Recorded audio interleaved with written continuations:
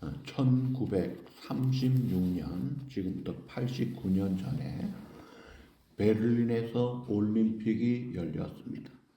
올림픽의 꽃은 마지막에 마라톤 시합인데, 마라톤에서 금메달과 동메달을 딴 두 사람이 시상대에 올라가서 시상식에 시상을 할 때에 그 모습들이 인간이 취할 수 있는 가장 서글픈 모습을 갖고 있었어요. 올림픽 금메달을 따면은 그 당시에는 월계수 화분을 줬습니다. 그는 화분을 들고 환호를 해야 되는데 고개를 푹 숙이고 있는 두 사람, 왜 그랬을까요? 나라를 잃어버린 선수들입니다. 그 사람의 이름이, 금메달은 손기정 선수, 동메달은 남승용 선수였습니다. 이 손기정 선수는 금메달리스트에게만 주는 이 월계수 화분으로 자기의 가슴에 일장기, 일본 국기를 가리고 있었습니다. 창피하더라 이거예요. 일장기를 가릴 수 없었던 남승용 선수는 동메달을 땄음에도 잔뜩 굳은 표정을 하고 하염없이 고개를 떨구고 있습니다. 희한한 표정이었습니다. 그 동메달 딴 남승용 선수가 금메달 딴 송기정 선수에게 당신이 너무 부럽다. 금메달을 딴 것보다도 월계수 화분으로 가릴 수 있어서 그게 부러웠겠다. 부럽다는 거예요. 자, 이 송기정 선수는 금메달을 땄음에도 불구하고 일장기를 시상식 때 가렸다는 이유로 귀국하면서 밧줄에 묶여가지고 범죄자 취급을 당하고 계속 조선 총독부가 사생활을 감시하면서 괴롭힙니다. 어떻게 올림픽 메달 딴 사람이 이렇게 서글픕니까? 왜 이래요? 답은 하나입니다. 나라를 잃어버렸기 때문에. 양들이 우리 안에 있으면 보호받지만 우리 바깥에 나가면 언제 잡혀먹고 죽임을 당할지 모릅니다. 마찬가지로 우리 사람들도 그래요. 이 나라가 울타리와 같아요. 울타리 안에 나라가 건강할 때 보호를 받는 겁니다. 나라가 망하면 이거는 풍전등화입니다. 개인의 출세 성공이 문제가 아니에요. 아무리 출세한들 그것도 나라가 있고 나서 이루어져야 돼요. 가정이 잘 되는 것도 나라가 있고 나서 그 다음에 이루어지는 겁니다. 경제도 산업도 비즈니스도 마찬가지. 내 나라가 없다면 대책이 없는 겁니다. 우리 그리스도인들은 국경이 없습니다. 무슨 말이냐면 모든 사람이 선교 대상자예요. 원수도 사랑하고 선교할 대상자예요. 그리스도인에게 국경은 없지만 그러나 조국은 있는 것입니다. 하나님께서 이 땅에 세 가지 가장 중요한 기본 제도를 주셨는데 첫째가 가정입니다. 두 번째가 교회, 세 번째가 나라. 그래서 우리 그리스도인들은 가정을 사랑하고 지켜야 합니다. 그리고 마찬가지로 가정을 사랑하듯이 교회를 사랑하고 지켜야 되고, 마찬가지로 가정과 교회를 사랑하듯이 나라를 사랑하고 지켜야 됩니다. 위대한 신앙인들은 성경 안에 있는 사람이나 바깥에 있는 사람이나 다 똑같은 공통점이 애국자라는 사실입니다. 성경에 보면 모세가 나옵니다. 사무엘, 다윗, 기드온, 에스더, 느헤미야, 예레미야, 바울, 성경에 훌륭한 인물들, 애국자 아닌 사람이 한 명도 없습니다. 역사에도 마찬가지입니다. 마틴 루터, 존 켈빈, 존 낙스, 미국 독립전쟁 때 큰 인물들, 100% 크리스찬들이었습니다. 우리나라 역사도 크리스찬들이 얼마나 큰 영향을 끼쳤습니까? 3.1운동 때 독립선언서 몇 명이 사인했죠? 33명이 사인했어요. 그 중에 크리스찬이 몇 명이에요? 16명이 크리스찬이었습니다. 압도적인 퍼센테이지로는 2%도 안 되는데 절반이 크리스찬이라는 거예요. 한국이 출발할 때도 마찬가지. 재헌 국회로 모였을 때 처음에 이승만 장로님이 인도를 하면서 이은영 목사님 기도해 주세요. 기도로 정부가 출발한 게 그게 우리나라 역사예요. 자, 크리스찬은 가는 곳마다 애국자가 되고 애국자가 있는 곳에는 크리스찬이 있는 것입니다. 미국에도 서재필 박사, 이승만 박사 이런 분들이 애국 운동을 했던 것이죠. 그런데 반대로 사리 사욕을 취하면 어떻게 될까요? 이스라엘이 가나안 정복 첫 번째 정복한 성이 어떤 성이에요? 무너졌잖아요. 여리고 여리고성이 무너졌는데 그때에 누가 죄를 지어요? 아간이 좋은 물건들 숨깁니다. 사리 사욕을 취합니다. 어떻게 되나요? 그보다 훨씬 조그만 아이라는 조그만 성에 군대가 갔다가 3,000명이 죽습니다. 그리고 아간은 어떻게 되나요? 출세하나요? 그 집안 쫄딱 망하고 다 죽임당합니다. 여러분, 애국하는 것이 이게 신앙생활의 기본이라는 거예요. 내일은 메모리얼 데이죠. 한국은 메모리얼 데이를 뭐라 그래요? 현충일이라 그럽니다. 자, 메모리얼 데이 현충일은요, 국경일이 아니에요. 국경일의 말의 뜻은 국가의 경사스러운 날을 국경일이라 그래요. 현충일은 경사스러운 날이 아닙니다. 그래서 국경일이라고 하지 않고 현충일은 국가 추념일이라 혹은 국가 추도일이라 이렇게 말합니다. 순국선열과 전몰장병들을 추모하는 날이에요. 동족 상잔의 비극인 6.25가 있었어요. 공산당이 쳐들어와가지고 쑥대밭을 만들고 수많은 사람들이 죽고 헤어지고 찢어지고 얼마나 고생했습니까? 그래서 보훈의 달 6월달이라고 하죠. 자, 오늘 크리스찬의 이 나라 사랑에 대해서 오늘 느헤미야를 통해서 살펴보고자 합니다. 성도는 나라 사랑을 어떻게 해야 하는가? 첫째, 다 같이 나라를 생각하는 마음을 가져야 한다. 자, 느헤미야라는 사람이 있었어요. 성경에 바사라는 제국의 관원이었습니다. 이 바사가 역사에 페르시아를 말합니다. 페르시아를 성경에서 바사라 그래요.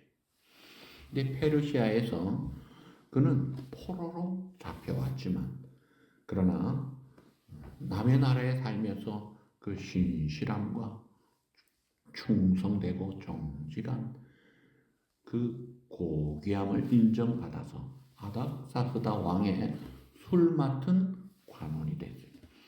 술 맡은 관원, 좀 낯선 직이죠. 그 당시로 말하면 왕이 먹는 마시는 음식을 감별하는 사람이라면 왕이 가장 신임하는 사람을 세웁니다. 독을 타면 어떻게 하겠어요? 그러니까 지금으로 말하면 비서실장이나 수행비서 같은 역할을 아닥사스다 왕 그 술관원을 했어요. 그 아닥사스다 왕은 그 페르시아의 가장 최고의 위대한 왕이 고레스 왕이고 그 다음으로 위대한 왕이 이 아닥사스다 왕이었어요. 자, 그런데 이 일이 있기 전에 하나님은 일찍이 이스라엘이 지금 포로로 잡혀가기도 전에 우상단지 섬기면서 1차, 2차 바벨론 침공하고 3차로 끝났는데 그 3차 침공하기 전에 예레미야 선지자에게 하나님이 미리 예언한 내용이 예레미야 29장 10절입니다. 우리 다 같이 보시죠. 바벨론에서 70년이 차면 내가 너희를 돌보고 나의 선한 말을 너에게 성취하여 너희를 이곳으로 돌아오게 하리라. 참 놀라운 말입니다. 지금 포로로 잡혀가기도 전에 하나님은 포로로 잡혀갈 것이고 그 다음에 70년이 차면 돌아오게 하겠다. 그런데 70년 찰 때 이 이스라엘이 페르시아에 있을 때 그 포로의 그 왕이 고레스였어요. 그래서 이 고레스가 칙령을 내립니다. 왕명을 내렸어요. 자, 유대인들은 본국으로 원하는 사람은 다 돌아가라. 그래가지고 왕족 스룹바벨이 1차로 수많은 사람을 데리고 돌아갑니다. 그래가지고 제일 먼저 성 짓는 게 아니라 성전부터 하나님을 섬기는 성전부터 세웠어요. 근데 성전 짓다가 막 어려움을 당하면서 중단이 됐을 때 학개 선지자가 성전을 지어야 했다. 스가랴 선지자가 성전을 지으라 하면서 결국 완공을 한 그런 상태였습니다. 자, 그런 가운데 이제 이 느헤미야가 바사 이 페르시아에 있으면서 고국 소식이 너무너무 궁금한 거예요. 도대체 우리 조국은 성벽이 어떻게 됐는지, 나라는 제대로 돌아가고 있는지 궁금했기 때문에 이 고국의 소식에 목말라 했던 것입니다. 자, 다니엘도 다리오 왕 때 그 사개 제국을 이제 처음에 바벨론, 메데 파사 4개 제국이 가면서 계속 총리를 했잖아요. 대단한 인물이죠. 근데 다니엘도 사자굴에 들어갈 걸 알면서도 어떻게 했어요? 예루살렘 조국을 향해 창문을 열어놓고 정한 시간 그대로 한 번만 해도 사자굴에 들어가는데 3번씩 하루에 기도를 합니다. 그러고 사자굴 들어가죠. 그러나 하나님이 건져주시죠.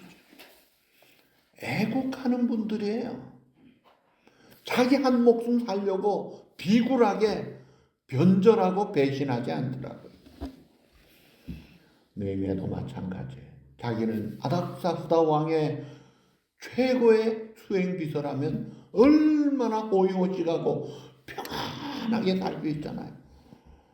예를 들면 지금 백악관에 아주 요직에 있는 사람이라면 우리나라가 망하든 말든 자기 생활은 편하잖아요. 근데 이 느헤미야는 그렇지 못했어요. 궁금했어요. 단순한 호기심이 아니라 무슨 일이 있으면 헌신하려고 뭔가 해볼 것이 뭔가. 근데 들려오는 소식이 안 좋아서 결국은 어떻게 해요? 아닥사스다 왕한테 말해가지고 결국은 그 나라로 조국으로 돌아가서 성벽을 짓잖아요. 그래가지고 그때 산발랏, 도비야, 게셈 얼마나 잔인하게 조직적으로 방해 공작을 하는데 기적같이 52일 만에 성벽을 완성하고 맙니다. 오늘 우리 한국도 1913년 1월에 하와이에 102명의 이민자들이 미국에 첫 발을 디딥니다. 청교도들이 영국에서 102명이 오듯이 1620년 405년 전에 왔죠. 근데 우리나라 사람들은 113년 전에 102명이 도착합니다. 청교도들이 와서 1년이 되기 전에 교회 짓듯이 우리나라 사람들도 하와이에 교회를 지었어요. 어떻게 그랬느냐? 교인들이 왔거든요. 그 당시에 우리 한국 사람들은 외국에 나간다는 것은 꿈에도 생각을 못했습니다. 죽는 줄 알았어요. 그래서 선교사님이 내가 보장할게, 같이 가자 하면서 내리감리교회 인천에 그 교인들을 데리고 간 거예요. 그러니까 다 100% 교인들이 가가지고 교회가 없으니까 우리 교회 지읍시다 해서 교회 지은 거예요. 우리 한국이 그렇게 출발했는데 한국은 일제 탄압을 받으면서, 그래 사탕수수 농장에서 뙤볕에서 일하면서 독립자금을 보내고, 뉴욕에도 캘리포니아도 뉴저지의 프린턴에 이승만 대통령 장로님도, 필라델피아 서재필 박사도 독립신문을 만들어가지고 하면서 한국을 생각했던 거예요. 100% 크리스찬들이잖아요. 크리스찬은 애국하는 사람이에요. 자, 멕시코 유명한 은퇴한 골프 선수 중에 로레나 오초아라는 유명한 선수가 있어요. 2년만 있으면 골프의 최고의 명예의 전당에 자동으로 들어갈 수 있는데 그 2년을 앞두고 내가 교회 출석하겠다, 교회 빠지면 안 되겠다, 그래가지고 은퇴를 미리 해버렸어. 도무지 내가 교회를 못 나가니까 안 되겠다는 거예요. 그리고 가정도 지켜야 되겠다고 해서 미리 은퇴한 사람이에요. 믿음 좋은 사람이죠. 근데 이 사람은요, 멕시코 선수인데 금메달 1등을 할 때마다 똑같은 인터뷰를 합니다. 나는 멕시코 사람임을 자랑스럽게 생각한다. 나는 이 모든 승리의 영광을 우리 멕시코 국민에게 돌리고 싶다. 여러분, 우리가 사는 미국에서 알잖아요. 아예 멕시칸 하면은 존경받습니까? 허드렛이라는 낮은 사람들로 취급받잖아요. 그런데도요, 그 최고의 영광의 시간에 아예 멕시칸, 모든 영광을 멕시코 사람들에게 돌리고 싶다. 그는 크리스찬이지만 멕시코의 애국자였던 거예요. 자랑스러운 사람 아닙니까? 프랑스의 한 병사가 가슴에 총탄을 맞고 그것을 째는 수술을 받게 됩니다. 수술을 받으면서 이런 말을 했다고 해요. 좀 더 깊이 째보세요. 내 가슴 속 더 깊은 곳에는 조국이 들어있습니다. 프랑스라는 조국을 사랑하니까. 그 다음에 영국의 시인이자 극작가 브라운이라는 사람, 브라우닝, 그는 이런 말을 합니다. 내 마음을 열어보면 마음 깊이 새겨진 한 이름이 있는데 그 이름은 조국입니다. 영국입니다. 각자의 나라를 그렇게 사랑하더라 이거예요. 오늘 크리스찬된 오늘 우리들의 가슴에 조국이 있어야 합니다.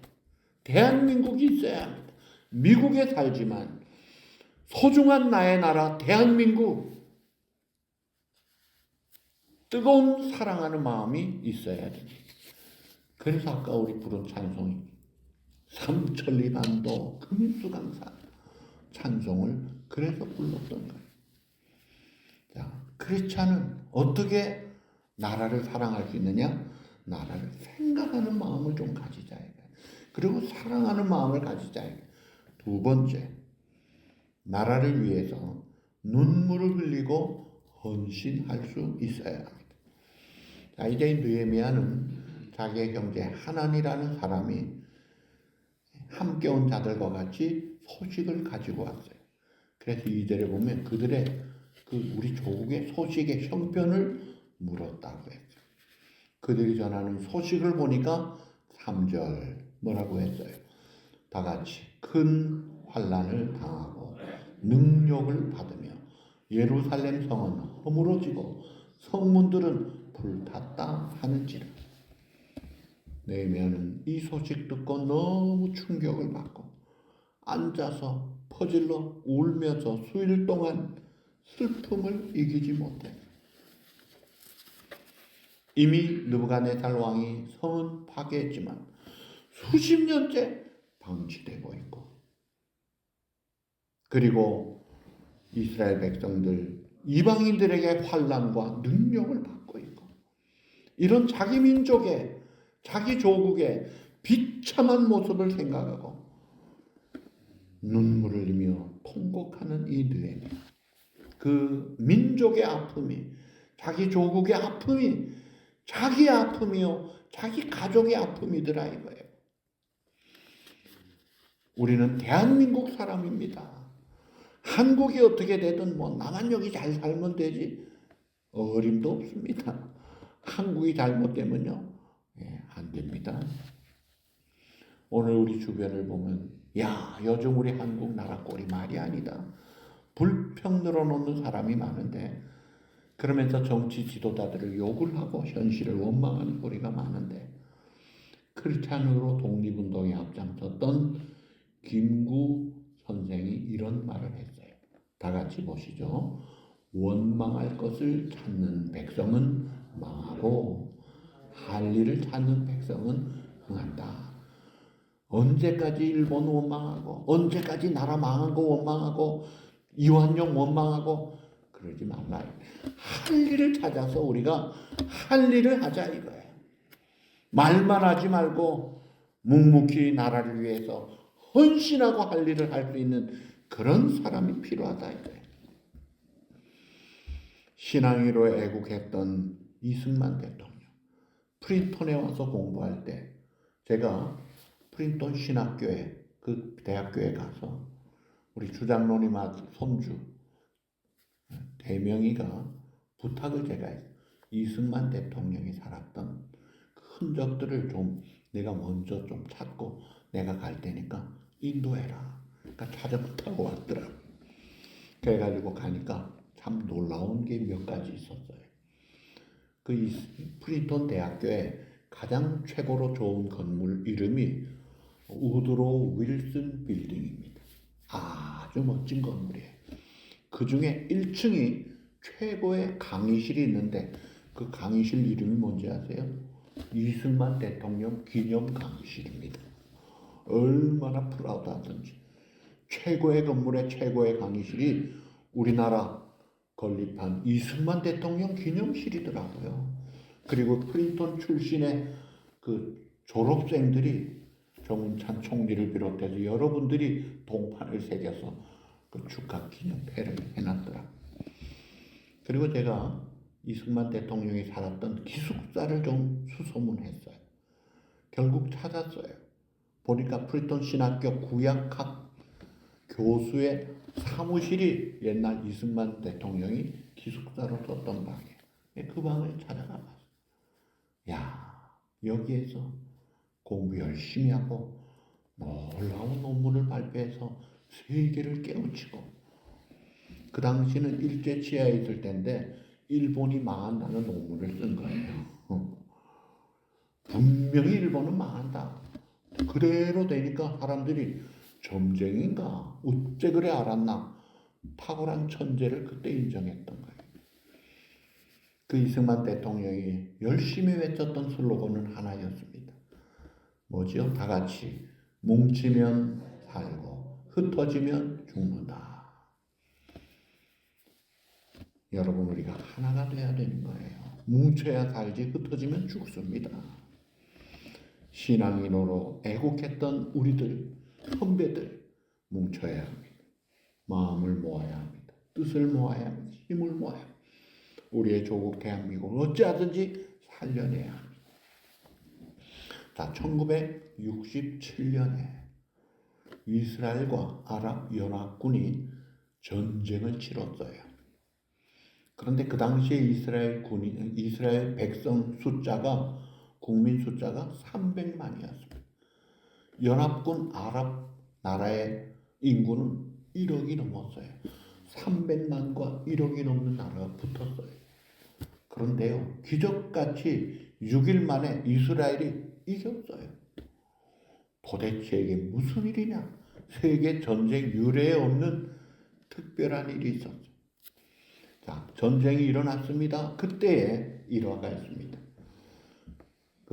그때 전쟁이 일어날 때 미국 캘리포니아 스탠포드 대학의 총장이 유대인 학생들과 아랍 학생들을 다 강당으로 모았어요. 다 모아가지고 무슨 말을 했느냐? 당부를 하면서 그 한 말이 자네들의 고국에서 전쟁이 일어났는데 자네들은 동요하지 말고 이제 얼마 남지 않은 학기말 시험에 최선을 다해주기 바라네. 여러분 학생이야. 학생 신분 지키고 꼼짝 말고 공부 열심히 해. 시험 잘죠. 요동하지 마라. 당부했죠.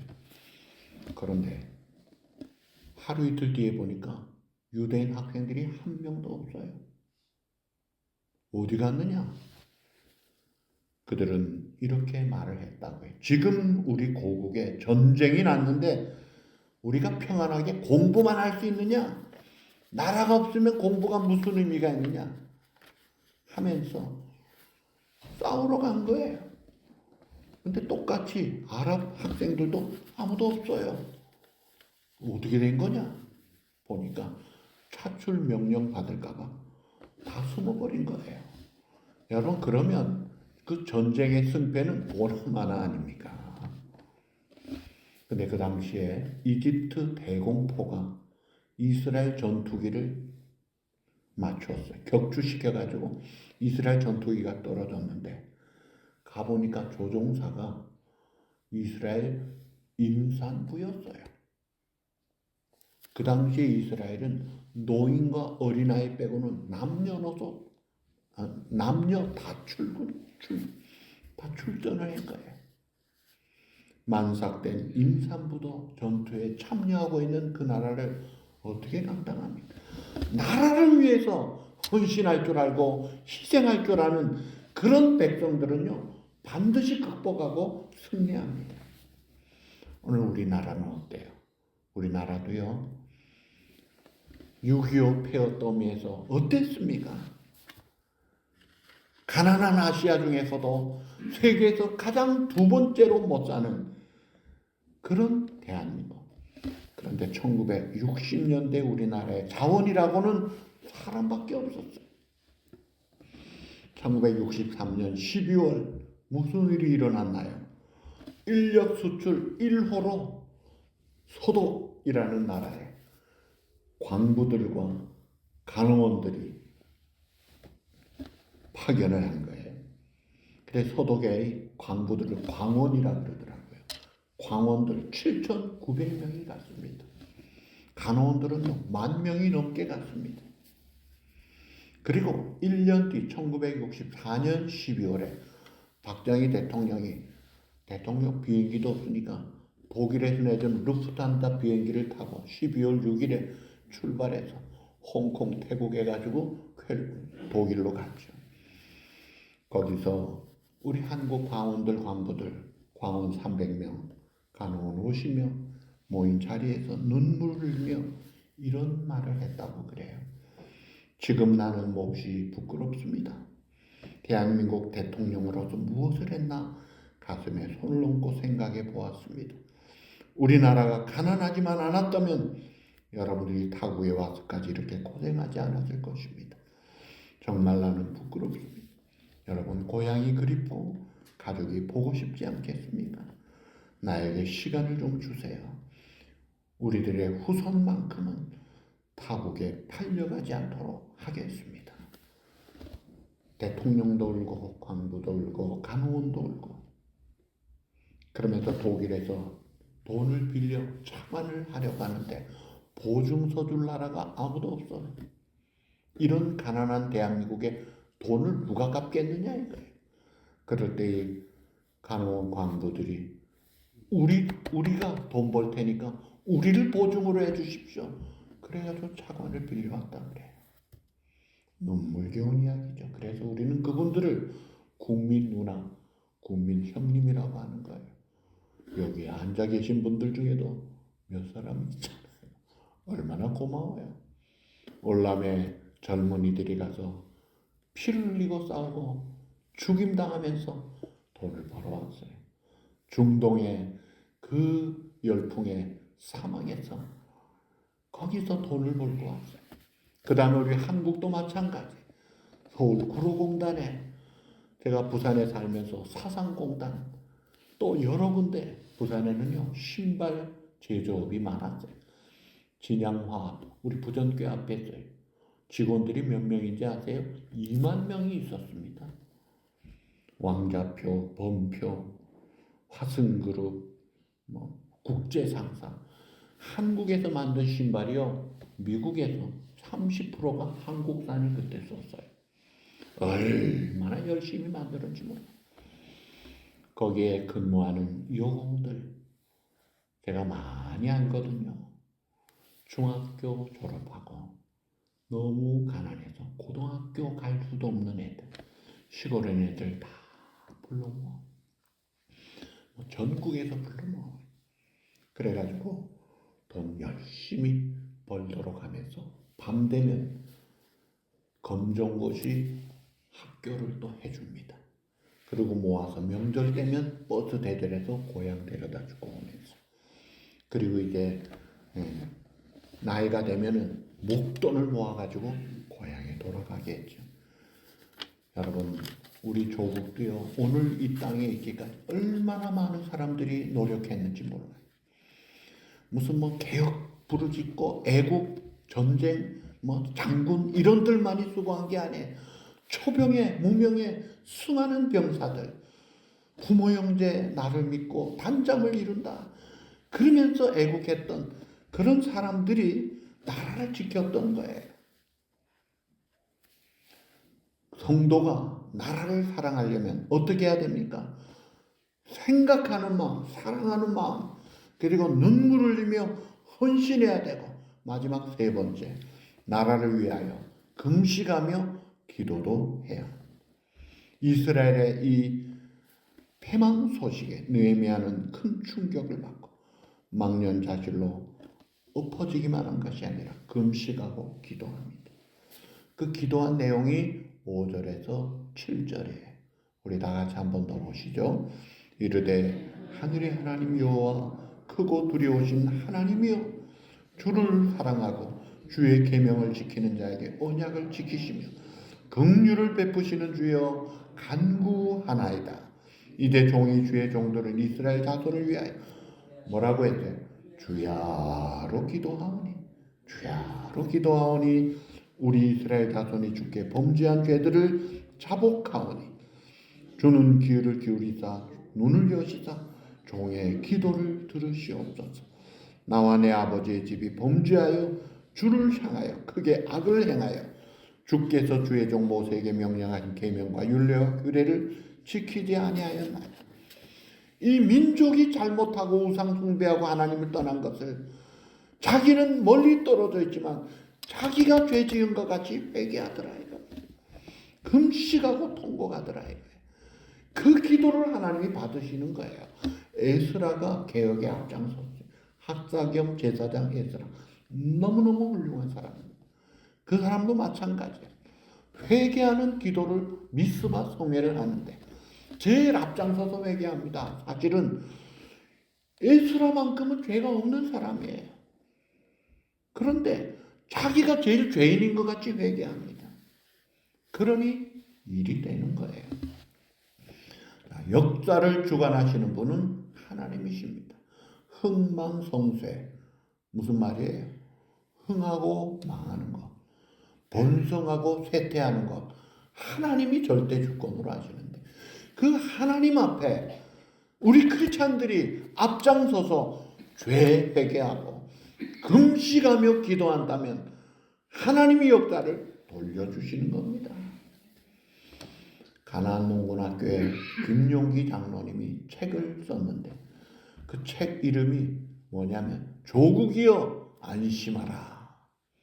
이게 자기의 친필 휘어로 자기 사무실에 걸려있는 글이에요. 그러면서 제가 원주 신림에 가나안 농군학교 우리 학생들 데리고 갔을 때 새벽 4시가 되면 그 언덕 위에 기도의 집에 불이 탁 켜져요. 장로님이 불을 켜는 거예요. 그럼 그것은 기도하시는 거예요. 그러면서 기도하는 내가 있고 크리스찬들이 있다면 조국이여 안심하라. 걱정하지 말라. 하나님이 지켜주신다. 기도하는 사람이기 때문에 자신 있게 그런 말을 한다 이거예요. 그렇다면 오늘 우리가 같은 정신으로 어떻게 해야 되겠어요? 조국이여 안심하라. 내가 기도한다. 그럴 때 우리 조국이 하나님이 지켜주실 줄 믿습니다. 기도도 하지 않고 강 건너 불 구경하듯이 그러면요 같이 망하는 거예요. 말씀을 맺습니다. 자, 성도로서 우리가 나라를 어떻게 해야 되느냐? 나라를 위하여 생각하는 마음, 사랑하는 마음을 가져야 돼. 그리고 나라를 위해 눈물을 흘리고 헌신할 수 있는 것을 헌신해야 돼.